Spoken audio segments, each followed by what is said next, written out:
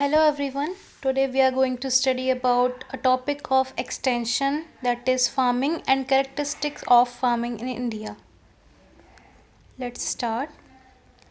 Farm. Farm एक ऐसा area of land होता है. It is an area of land and its buildings which is used for growing crops and rearing animal. एक ऐसा area of land या फिर उनकी बिल्डिंग्स जो कि क्रॉप्स को ग्रो करने के लिए और एनिमल्स को रियर करने के लिए यूज़ किया जाता है. It is devoted primarily to agriculture processes with the primary objective of producing food and other crops. Then system. System is a set of interrelated, interacting and interdependent elements acting together for a common purpose and capable of reacting as a whole external stimuli. Farming system क्या होता है? Farming system is defined as a population of individual farm system that has broadly similar resources, bases, enterprises pattern, household livelihoods, and constraint, and for which similar development strategies and intervention would be appropriate. Integrated farming system क्या होता है?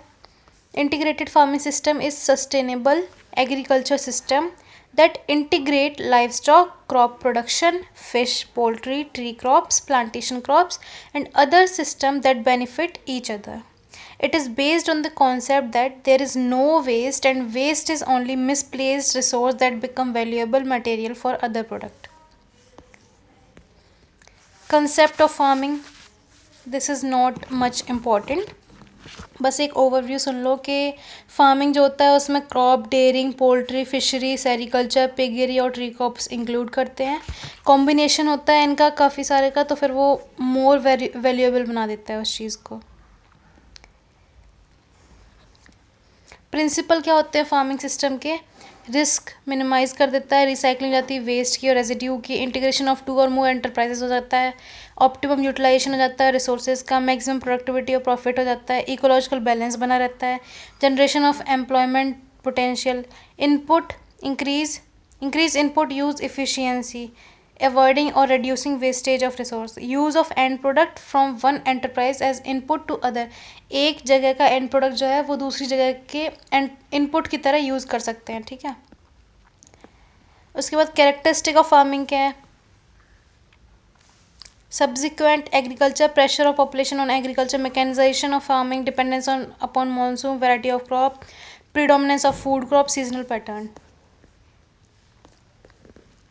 अभी main चीज़ आती है classification of farming. इस पे question आता है आपको.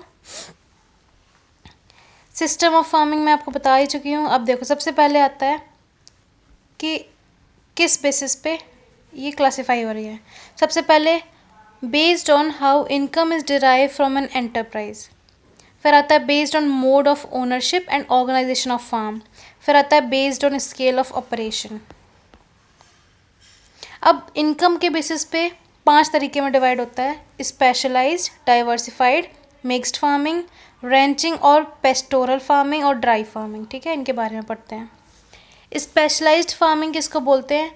When farm is organized for the production of single commodity and this commodity is only source of income, the farm is said to be specialized. ठीक है, ऐसा फार्म जो ऑर्गेनाइज होता है किसी एक चीज़ के प्रोडक्शन के लिए और वही एक जो चीज़ प्रोडक्शन के लिए यूज़ हो रही है उसी को एक सोर्स ऑफ इनकम की तरह माना जाता है. सिंगल सोर्स होता है वो. ठीक है, उस चीज़ की फार्मिंग करेंगे तो फिर उसको बोलेंगे स्पेशलाइज्ड फार्मिंग.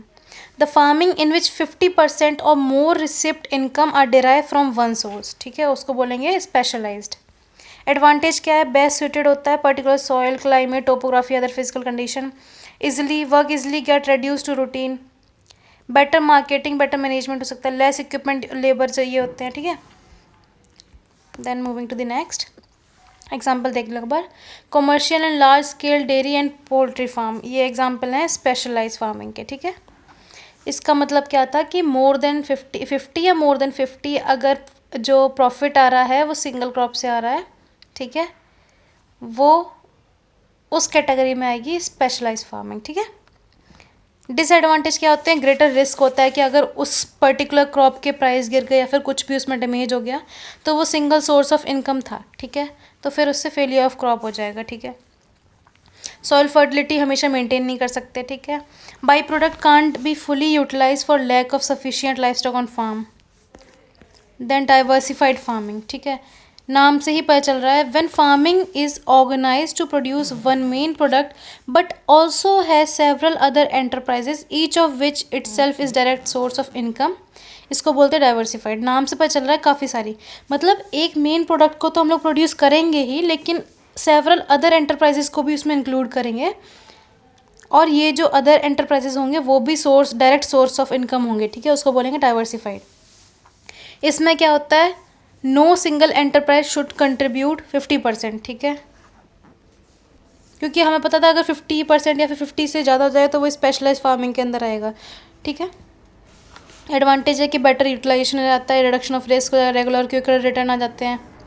डिसएडवांटेज क्या है, सुपरविजन चाहिए होता है, डिफिकल्ट होता है, मार्केटिंग प्रॉब्लम होगी, not economical to maintain costly machinery for every enterprise, ठीक है। एग्जाम्पल क्या है, crop dairy type of diversified farming is mostly followed because it offer more economical use of land, labor and capital and permits safest possible way to withstand adverse weather condition और violent price fluctuation। Crop, livestock और fishery को हम लोग साथ में grow करते हैं, उसे डाइवर्सिफाइड बोलते हैं। मिक्स्ड फार्मिंग में क्या होगा, mixed farming is one in which crop production is combined with the rearing of livestock, इसमें क्रॉप को भी प्रोड्यूस करेंगे और रेयरिंग ऑफ लाइफस्टॉक भी होगा।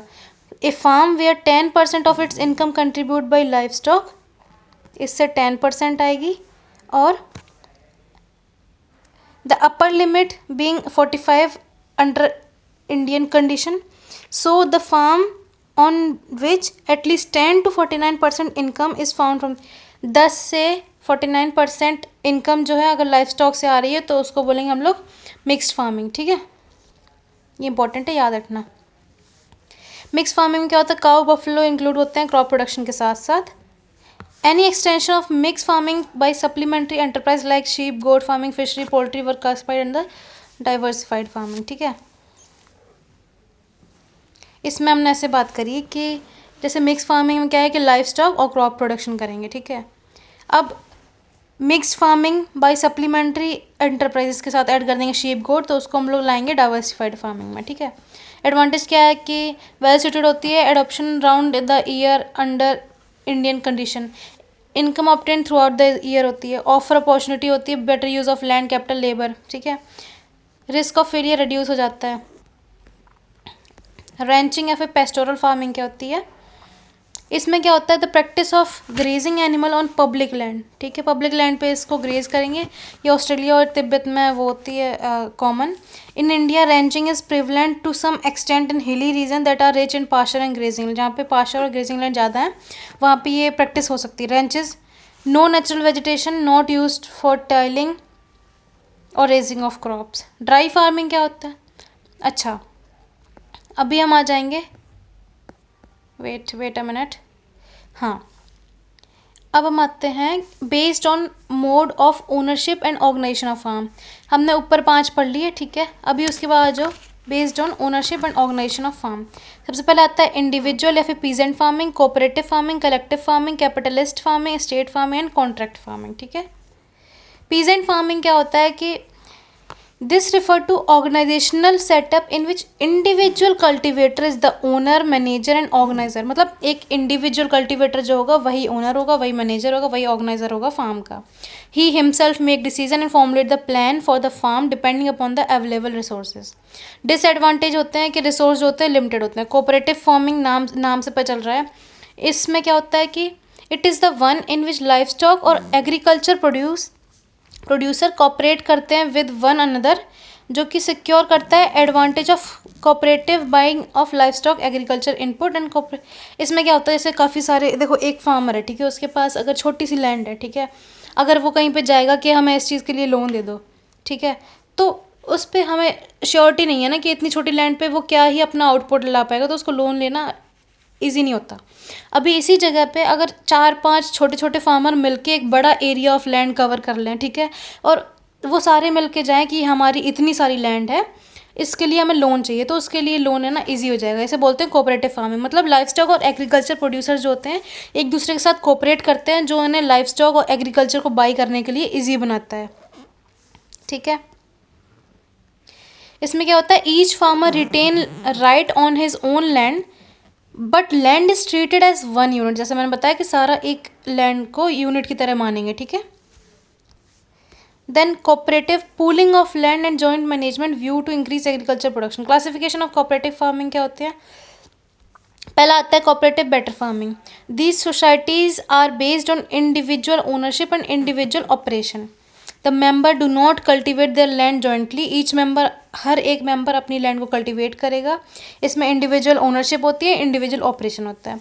दे कॉपरेट, ये कॉपरेट करते हैं बस प्री सोइंग के लिए और पोस्ट हार्वेस्टिंग के लिए। ठीक है, बाकी सारा जो होता है ये परचेज, देखो इनपुट्स होंगे प्री सोइंग और पोस्ट हार्वेस्टिंग में क्या क्या होगा कि परचेज करेंगे different agriculture input, seed, fertiliser वगैरह, सेल कर देंगे जॉइंटली। ठीक है, लेकिन अपनी जो चीज़ें होंगी ना वो इंडिविजुअली कल्टिवेट करेगा। ठीक है, each farmer page for the services which he receive from the society.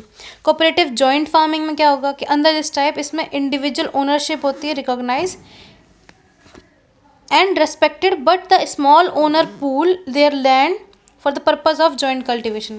इसमें क्या होता है, सारा जो होता है अपनी लैंड को पूल कर देते हैं जॉइंट कल्टिवेशन के पर्पज़ के लिए। Ownership of each member is in his holding continuous, लेकिन ऑपरेशन जो होते हैं वो कलेक्टिव होंगे। ऊपर क्या था, प्री सोइंग और पोस्ट हार्वेस्टिंग के टाइम पे ही साथ थे, बाकी सब बीच में अपना खुद कर रहे थे। लेकिन इसमें क्या होता है कि ऑपरेशन जो भी करेंगे वो सारा कलेक्टिवली करेंगे। उसके कोऑपरेटिव टेनेट फार्मिंग क्या होती है, इसमें क्या होता है जो लैंडलेस फार्मर होते हैं ना उनको वो सोसाइटी जो होती है लैंड प्रोवाइड करती है, वहाँ पे वो सारा कुछ करते हैं। ठीक है, in this system land belong to the society, society होती है, सोसाइटी की लैंड होती है। ही land, the land is divided into plot which are, देखो इसमें क्या होता है कि लैंड जो होती है वो होती है सोसाइटी। ये सोसाइटी अपनी लैंड जो होती है वो लैंडलेस फार्मर को देती है, वहाँ पे उनको अपनी क्रॉप ग्रो करने के लिए वो देती है। ठीक है, the society arrange for agriculture requirement, जैसे क्रेडिट, सीड, मैन्योर, ये सब हो गया। ठीक है, ईच मेंबर जो होता है वो रिस्पॉन्सिबल होता है society for payment of rent, और अपने रेंट, अपना जो उन्होंने प्लॉट लिया उसका रेंट देते रहेंगे, बाकी अपना कुछ भी करते रहें उस पर। ठीक है, type of ownership collective and type of operation is individual. ठीक है, moving to the next, cooperative collective farming. Both ownership and operation जो होते हैं वो कलेक्टिव होते हैं। इसमें ओनरशिप और ऑपरेशन कलेक्टिव होता है। मेंबर के पास राइट नहीं होता अपनी लैंड के ऊपर, they can't take farming decision independently, लेकिन वो सुप्रीम जनरल बॉडी के अंडर गाइड होते हैं। ठीक है, कलेक्टिव फार्मिंग की बात करें, इसमें क्या होता है, implies the collective management of land where large number of families, villagers reside in the same village pool their resources। जैसे कि लैंड, लाइफ स्टॉक और मशीनरी हो गई, इनको एक जगह इकट्ठा, मतलब सारा एक पूल में वो कर देंगे और उसको कलेक्टिवली सारा कुछ करेंगे उसके लिए। ठीक है, farmer are allowed to retain very small plots to grow crop for their daily requirement. ठीक है, जनरल बॉडी के पास हाईएस्ट पावर होती है जो मैनेज करते हैं फार्म को। The resource doesn't belong to any family और farmer but to the society और कलेक्टिव। ठीक है, उसके बाद जो कैपिटलिस्ट और ई स्टेट फार्मिंग, इसमें क्या होता है कि इन दिस फार्मिंग लैंड जो होती है held in large area by private capitalist और rich person. The size of farm is large, management is efficient. Farmer जो होते हैं ओन बाय इंडिविजुअल और ग्रुप्स, इन्होंने फार्मर ओन कर लिए। ठीक है, उनको काम करने के लिए रख लेते हैं। In such farm the unit of organisation is large, work is carried by hired labour, latest technicals knows how is used and extensive use of machine is made। such type of farm जो होते हैं ये किसके लिए, जैसे coffee, tea, rubber, sugarcane, इनके लिए use किए जाते हैं। ठीक है, स्टेट फार्मिंग की बात करें कि इसमें क्या होता है, जो लैंड होती है वो ओन और मैनेज की जाती है गवर्नमेंट के द्वारा। इसमें क्या होता है, स्टेट परफॉर्म करता है फंक्शन ऑफ रिस्क बियरिंग और डिसीजन मेकिंग, और हायर्ड लेबर जो होते हैं वहाँ पे वो कल्टिवेशन करते हैं। ठीक है, all labour are hired on daily और मंथली बेसिस, और उनका कोई राइट नहीं होता है deciding the farm policy. Because of lack of personal interest and personal stake of individual, this type of farming is not profitable. ठीक है, ownership होती है स्टेट, ऑपरेशन होता है पेड मैनेजमेंट। कॉन्ट्रैक्ट फार्मिंग नाम से पता चल रहा है कि इसमें एग्रीमेंट होता है फार्मर और कंपनीज़ के बीच में, प्रोडक्शन और supply of agriculture life stock product. It involve purchase in providing a degree of production support in the form of supply of inputs and technical advice. This type of farming mostly involve following basic element: pre-agreed price, quality, quantity, mix, minimum या maximum wages और time. ठीक है. Contract farming को हम लोग out grower scheme बोलते हैं, और इसमें जो फार्मर काम करते हैं उनको आउट ग्रोअर्स बोलते हैं. ये मोस्टली पोल्ट्री सेक्टर में देखा जाता है. ठीक है. उसके बाद moving to the next, based on scale of operation पे आते हैं. लार्ज स्केल और स्मॉल स्केल. लार्ज स्केल नाम से पता चल रहा है कि उसमें लैंड जो होगी अबव 20 हेक्टेयर होगी. ठीक है. Commercial production for large quantity of crop के लिए यूज़ कर सकते हैं. एडवांटेज होते हैं कि हाई यील्ड होती है, इकोनॉमीज जो होती है वो इंक्रीज़ करती है प्रॉफिट.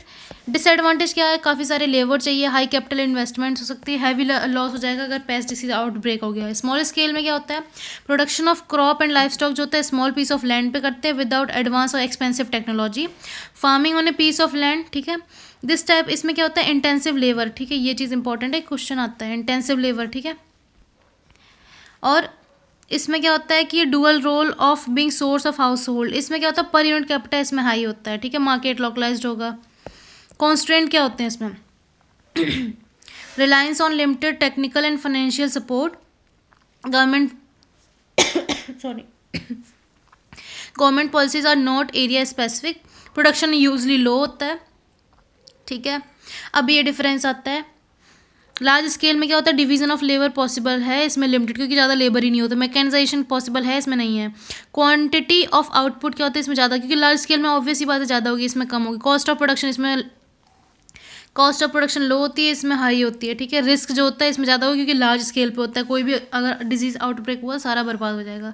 मार्केटिंग फैसिलिटी इसमें ज़्यादा अच्छी होती है, इसमें पुअर होती है. ठीक है. डेंजर ओवर प्रोडक्शन इसमें ज़्यादा होता है, इसमें कम होता है. Moving to the next, organic farming. Organic farming नाम से पता चल रहा है कि इसमें मेथड होता है क्रॉप और लाइफ स्टॉक प्रोडक्शन को, जो इन्वॉल्व करता है choosing not to use pesticide, fertilizer, antibiotic and growth hormones. ठीक है. ये नया सिस्टम है जो कि ऑफ फार्मिंग जो रिपेयर मेंटेन करता है इकोलॉजिकल बैलेंस को. ठीक है. उसके बाद क्या है कि वेट अ मिनट,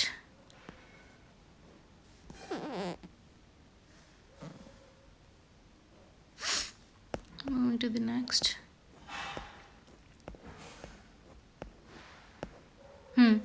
अब आ जाओ based on factor of production पे. इसमें होता है इंटेंसिव फार्मिंग और एक्सटेंसिव फार्मिंग. ठीक है. इंटेंसिव फार्मिंग नाम से पता चल रहा है कि agriculture intensification and mechanization system that is based on maximizing the yield from available land through heavy use of pesticide and chemical fertilizer. इसको बोलते हैं इंटेंसिव फार्मिंग. ठीक है. अवेलेबल लैंड जो होगी उसका मैक्सिमाइज कर सकते, उसको यूज़ करके मैक्सिमम यील्ड प्रोड्यूस करेंगे. ठीक है. Through heavy use of pesticide और केमिकल फर्ट, इसको बोलते हैं इंटेंसिव. ठीक है. इंटेंसिव फार्मिंग जो होती है produce more and cheaper food पर एकड़. ठीक है. इंटेंसिव फार्मिंग जो होती है लॉस ऑफ इकोसिस्टम, क्योंकि हमने पता है कि केमिकल वगैरह यूज़ करें लॉस हो सकता है. एक्सटेंसिव फार्मिंग क्या होता है? लार्ज फार्म जो होते हैं उनको कल्टीवेट करते हैं इस विद मॉडरेटली या फिर लो आउट इनपुट्स. ठीक है. कैपिटल या फिर labour. It refer to the type of farming जो expensive equipment, chemical fertiliser, pesticide use करते हैं. लार्ज एग्रीकल्चर लैंड मासेस और लो पॉपुलेशन डेंसिटीज़ पे ये प्रैक्टिस किया जाता है. ठीक है. इसमें डिफरेंस क्या है कि ये फार्मिंग जहाँ पे high level of labour use होते हैं, इसमें क्या होता है कि लोअर इनपुट यूज़ होता है. ठीक है. पॉपुलेशन क्या होता है? डेंसली पॉपुलेटेड एरिया में होता है, ये होता है मॉडरेटली या फिर लो में. इसमें लैंड होल्डिंग जो होता है स्मॉल या फिर एक्सपेंसिव होती है, इसमें लार्ज इनएक्सपेंसिव होती है. Farm land near to market होना चाहिए, रिमोटली लोकेटेड होना चाहिए. पर हेक्टेयर आउटपुट जो होता है वो इंटेंसिव में ज़्यादा होता है और एक्सटेंसिव में कम होता है. Then based on volume of output इसमें सबसिस्टेंस फार्मिंग होती है और कमर्शियल फार्मिंग होती है. सबसिस्टेंस फार्मिंग में क्या होता है कि वेट अ मिनट,